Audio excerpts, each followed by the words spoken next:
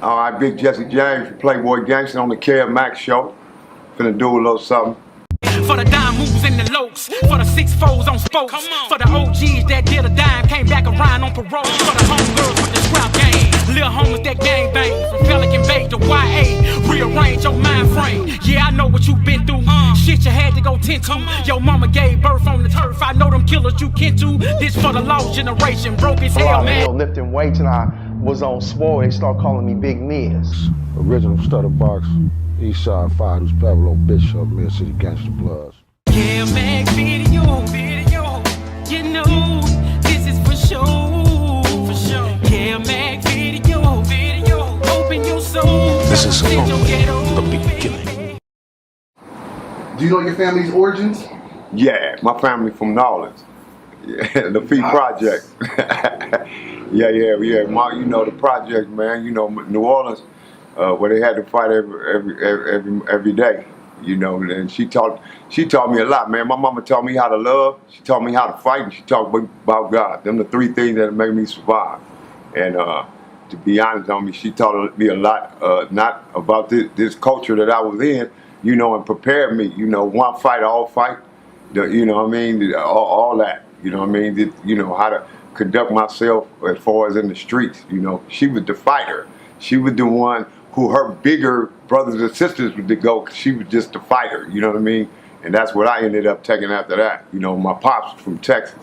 They met up out here in Los Angeles, and you know, we talking about the businessmen that and all that, all them groups back then, Slauson boys and all that around that time. So they hooked up and had my crazy ass. They landed in Los Angeles in like 59, 58, 59.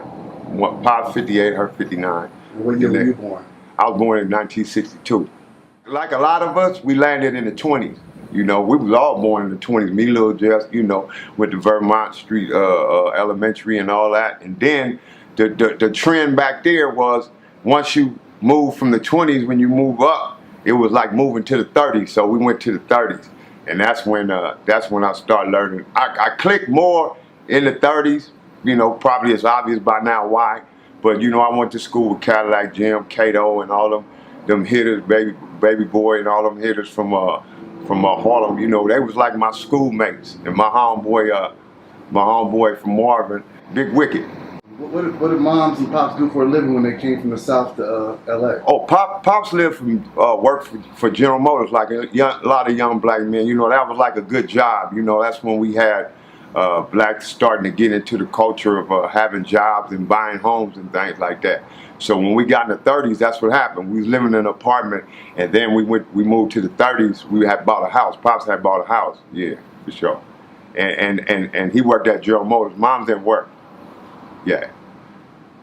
And where'd you guys move to after the 30s? We moved to West LA. We moved to a street called Sherborne in West LA. I moved there. Me and my sister moved there first. My brother stayed with Mom's for a minute, and then she moved over there. So then, you know, we was all together again. You know, so. What was that about, being homeowners in the 30s to apartments in West LA? It's called Black Dysfunctional Family. it's called Break It Up, ain't easy. You know, yeah. What was the different landscape from the 30s to West LA? Was there the 30s is not really considered deep South Central, but it is. The attitude, the way they conduct themselves and things like that. You had hard hitters over there like Dennis Johnson, TQ. James Miller, you had them dudes. I grew up with dogs, you know, looking at these dudes, man. These dudes was straight Crips. You know what I mean? That was my first experience with Crip. You know, taking the leather jackets, Robert Bulu getting killed up, Palladium, all that. You know, we start seeing a lot of that.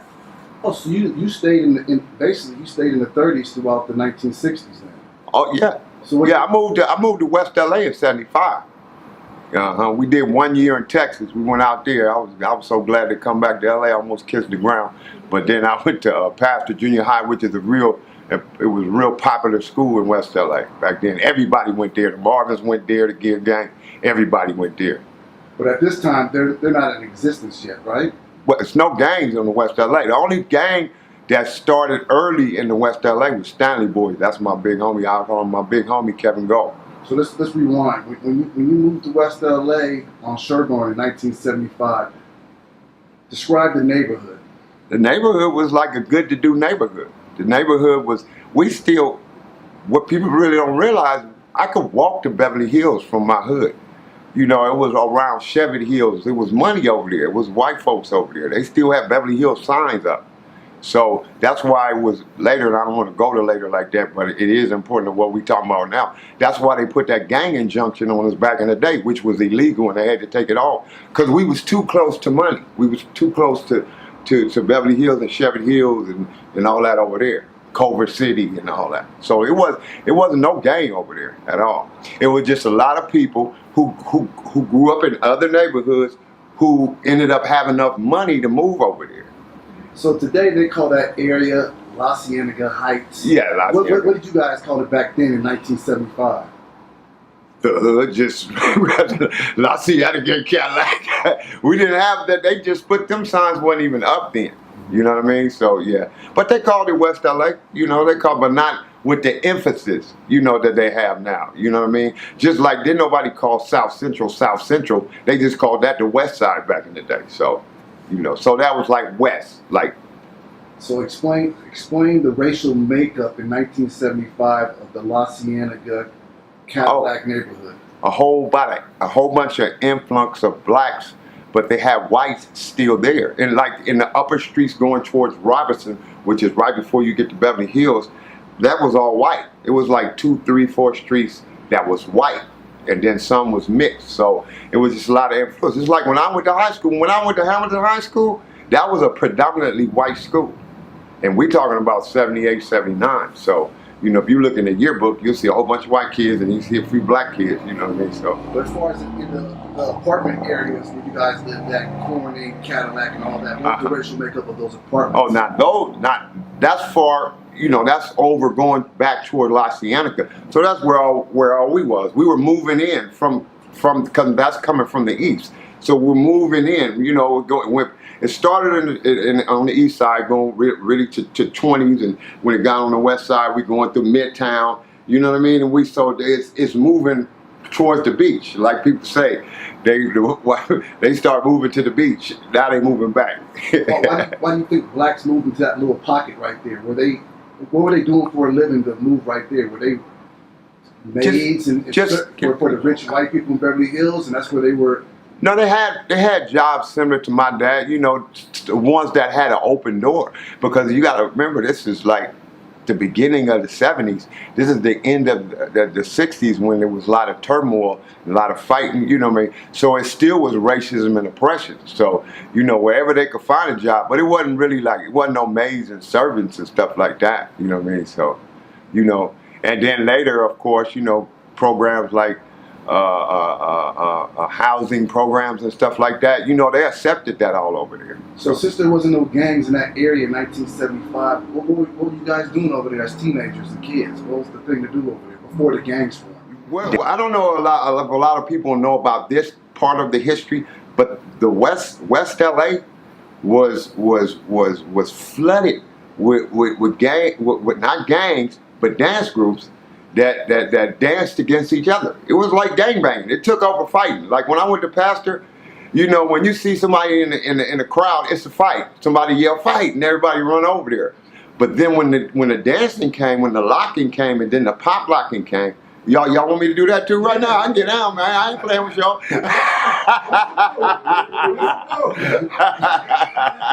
I think we're gonna do a little bit on the promo.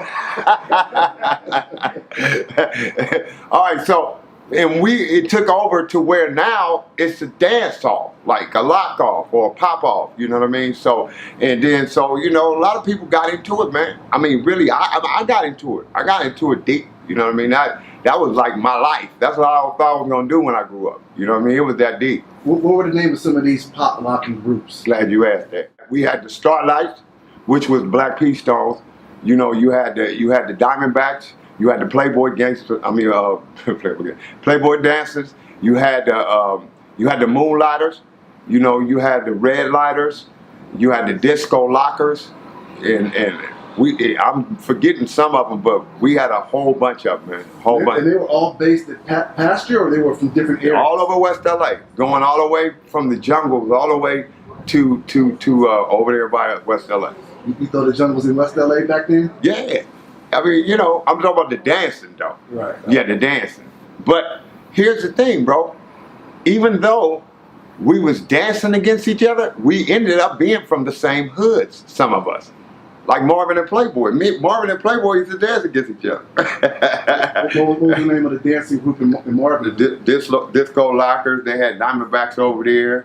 You know, Red Lights over there. They had different dance groups. We danced against, and some of them is like my closest homies now. The Moonlighters and the Playboy Dancers, we're the same neighborhood, Cub, where you were saying from Bedford and Coin. That was all of us. It's just the Moonlighters were a little bit older, and the Playboy Dancers was younger. So you had Tracy Jackson, you had Big G Dog, you know, you had Don Juan, which was Cotton Ball back there. You had Chuco, which was Cancer. You know, you had Kiki and them dudes. And they one thing about Tracy Jackson, Tracy Jackson was a young dude, but he was very creative. You know, even just coming up with that name like that, he was very creative. And they had a thing called a Playboy line where you didn't even have to practice the step. It's just the guy in front of you would do a move, and then the next guy would do that same move, and then it'll go down to the end of the line, then it'll start over. So just having that type of ability back then, you know, it's like leadership ability. And he's the one who really was the foremost person for the Playboy Dancers. So when you landed in the Corning Cadillac area in 1975, were these groups already up and running, or No, they formed on your watch? No, they came around the music time, as far as the change in the music. You know, when it went more to Cameo and stuff like that instead of Parliament. You know, around those years, around the 77, 78 time. First you had Camel Locking, which was early 70s. That was Don Campbell, and that, you know, that was this here, you know what I'm saying? And that was my thing. That's what I was real good at, you know. And like they were bringing up before, I almost got the part of reruns. So, you know. What's up with rerun? What does he got to do with Playboy history? Well, the thing is, I had a homeboy named Canado, and Canado lived on Corning, right? It was a different part of Corning. And his mom worked for ABC Studio, and she was a talent scout. And so he told his mom about my homeboy, my loved one, which really it ended up being my crimey from Playboy Gangster. But back then we was doing a lot of stealing too. Let's talk about that. let me rewind a little bit for some of the younger crowd that might not know who Rerun is. Yeah. Explain to us who Rerun was the fat guy on What's Happening. Rerun was the guy with the beanie, always jumping around. He was a famous locker on Saturday Night Live, and he danced with a group called the Lockers. And so before he even got that spot, they were interviewing my homeboy. My homeboy really wasn't into the dance like I was, and she wasn't really happy with what she was seeing, what he was doing. But he suggested me. So when she came and she kind of did the little interview right in my living room, right? So I'm in the 9th grade, right? But I nailed it. I mean, I nailed it. So I'm bragging all night, teasing my sister, yeah, I'm gonna be on TV, right? I got the part, because she told me I had the part. But then she called me in the morning and said, how old are you? I knew something was wrong when she said that, but I was too young, bro. So he should have got it anyway. He was better at it. Better acting, but I can get him in this here, though. Did Rerun live in the neighborhood? No, Rerun's from the east side. The Lockers was from the east side. What area did they film What's Happening at? Do you know what neighborhood? That was like Watts. Watts? Yeah. And when I was saying about the dancing, I was saying about the ones we were familiar with, from the from the Stones to the Jungles to West LA. That was the ones we saw. But it was all over the east side and South Central, you know what I mean? So, you know, just like nothing but trouble, not a gang. Right. Yeah. Everything evolves. Evolves. And I tell people all the time, you know, watch the type of clique you in, you know, because that could turn into something. Because if one dude, see, that's what happened with a lot of beefs we had. Like, you might be dancing and dude might get in your face too much or talking a little bit too much, and then you might push him.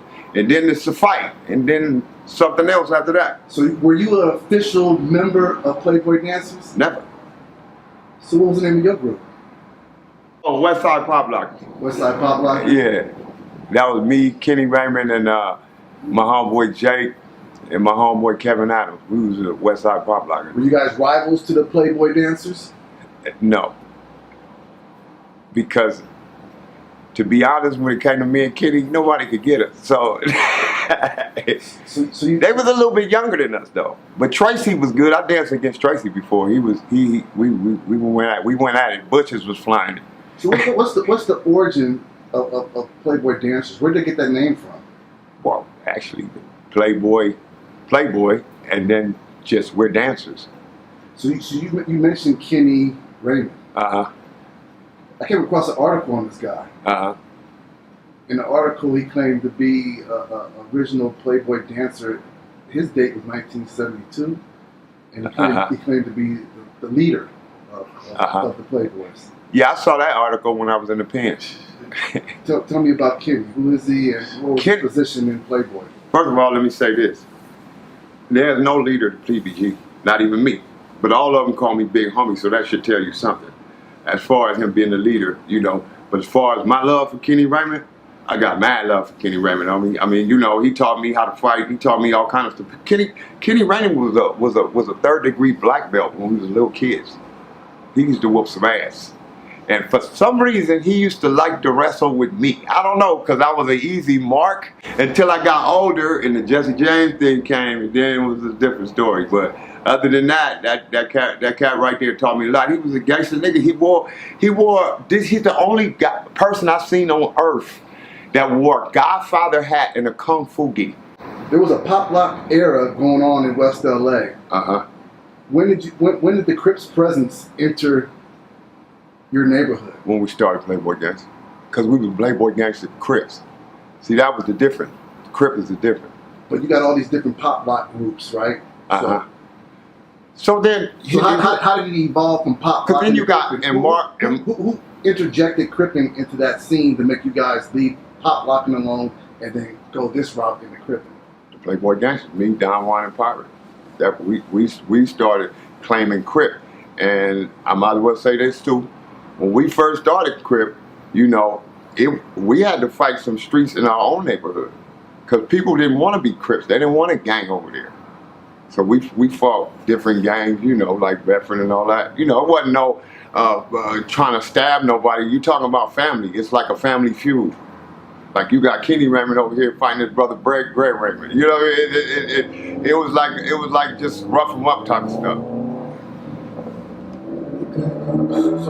So what year did pop locking end, and what year did the gangbanging start? Around 1980, when it finally just, it really didn't have a definite line in it. It just morphed into it. You know what I mean? Because people were some people were still dancing. I was still dancing, right? But I was getting older, and it was playing out. So it just played into the gang. When the gang thing came in, it just took it over, you know. So let me ask you this. So at Pastor Junior High, we're pop locking, and by the time we get to Hamilton, we're Hamilton High, we're Cripping? Is that how it went? Yeah, it was more like that, yeah. There wasn't no older Crips in the neighborhood at the time? Yeah, Kevin Mac, one of the most famous West Side Crips ever. But he was in the pen when I started the set. So how did he become part of the whole PBG movement if he was gone? Because that's how it is. Like I had a lot of homies in YA that when we started Playboy Gangster, like my homie Big Insane, you know, he was a monster. I mean, really, like somebody that you be glad that that's your homeboy because you don't want to fight him. He was that dude. He was my hero, but my little homie. So he was in YA when we started the set. But if you already walking around breaking bread with these dudes every day, if they start a gang, you automatically from it. Just like if I go to the pen and I tell some enemies said I live on Bedford, what do you think they're gonna do? You know what I'm saying? I'm from Bedford. I grew up on Bedford. That means I'm from PBG. So look, I got an older homie that passed away. His name is Steel Bill. And he threw some names at me as far as who was originally Cripping in West LA back in the early 70s. names. Uh-huh. I want to know if you know these names. And, Okay. and if you can draw on them. Daryl Foster. Yeah, that's the hump. Daryl Foster.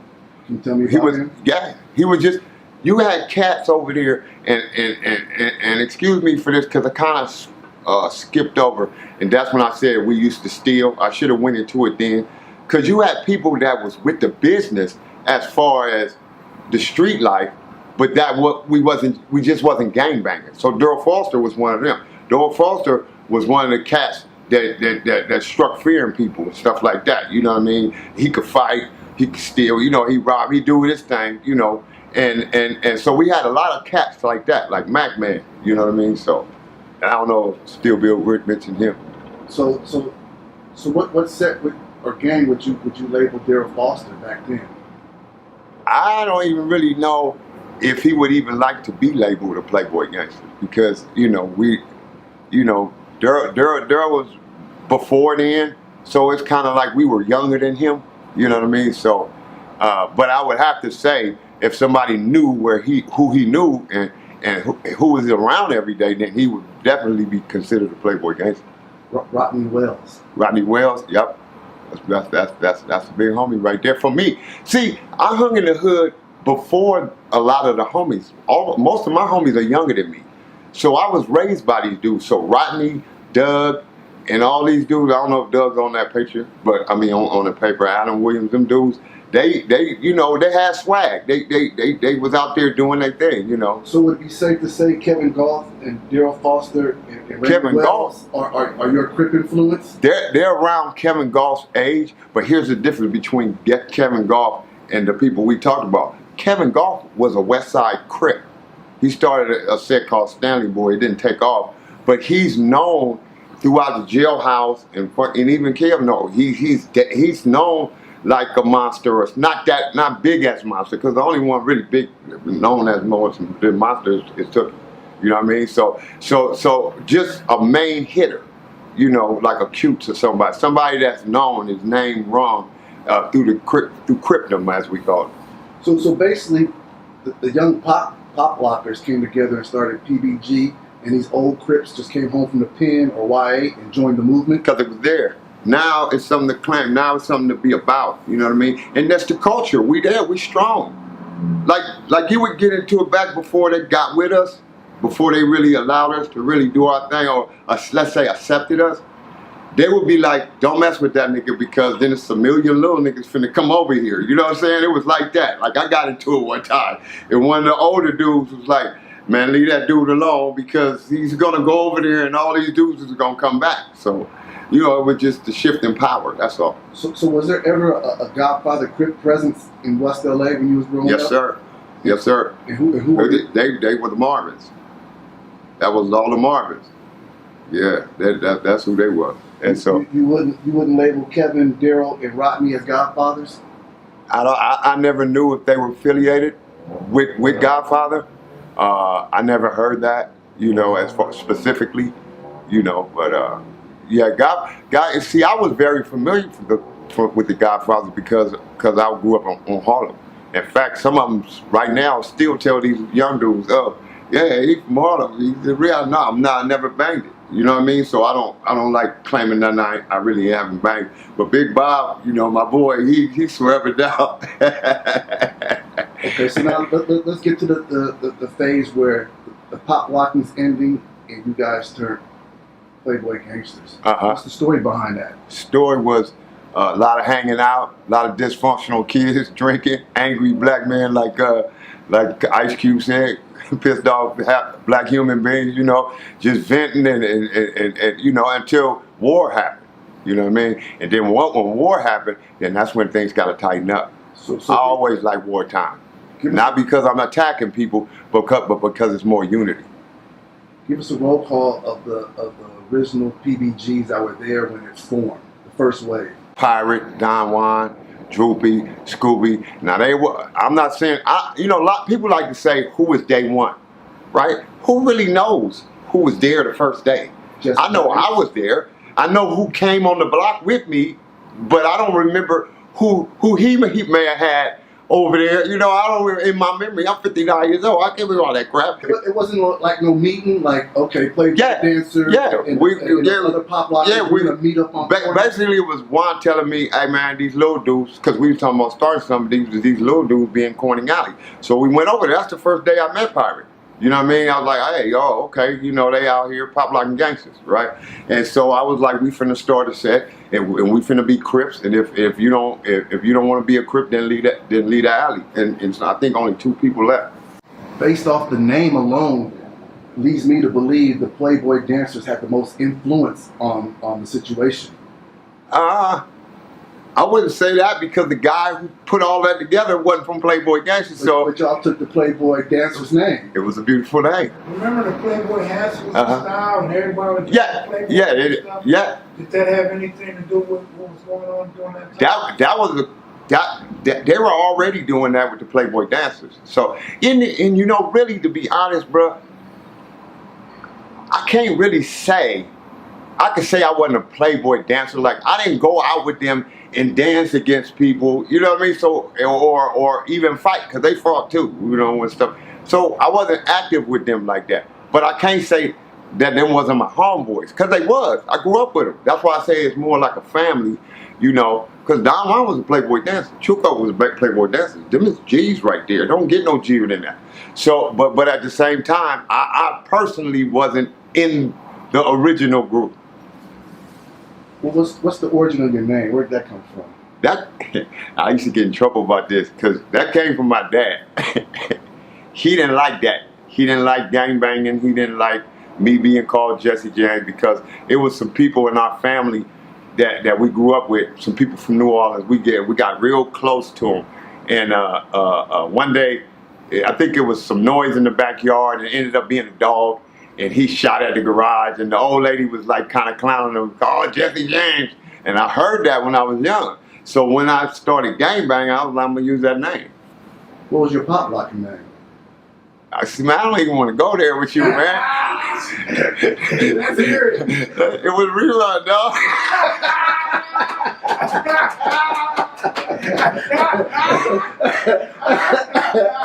You set the nigga up, man. That nigga stole my partner, so I stole his name. So I'm gonna rewind. You was talking about when you guys went from pop locking to the cripping. You spoke on war. Who were you guys born with in 1980? Schoolyard Crip. Right out the gate. Not right off the gate. It was a. Oh yeah. Well, everybody didn't ended up being a major war. Okay, yeah. Let me go on and say that. Yeah, the first person we ever fought was the 107 Hoopers. And you're gonna say, how did that happen? They my homeboy, he's like my brother. I can go stay over at his mama house right now, but right next from 107, his auntie lived over there. And they came over there, right, and seen some dudes with the radios. And here's where it clicks in again to what I was saying. I can't say I wasn't a Playboy dancer, but those are my homeboys.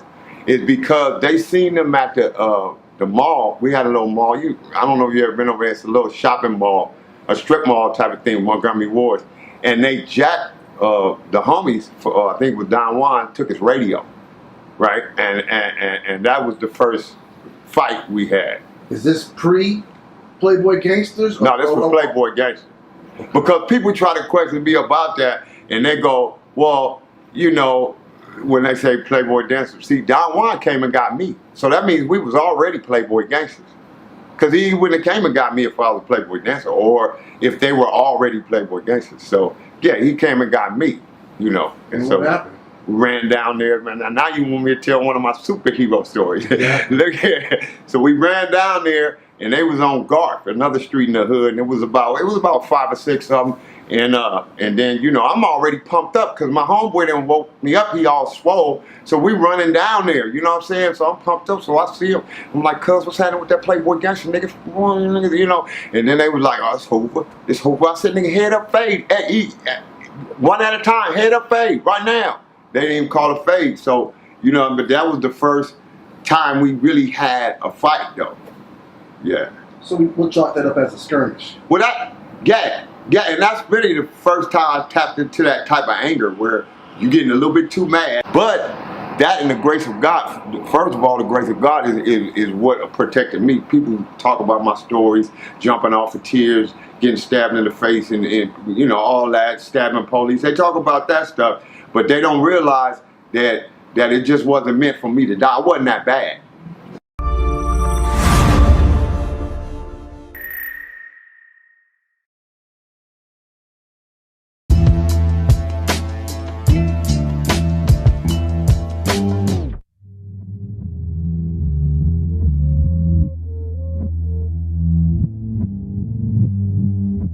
For the Damus and Keyways, homegirls and essays. For the old timers in the project playing OJs. Ride for my sections with weapons, I can't control it. I'm sober like a soldier, never loaded. Hold up, I keep it gangsta, hey love, twisting my finger.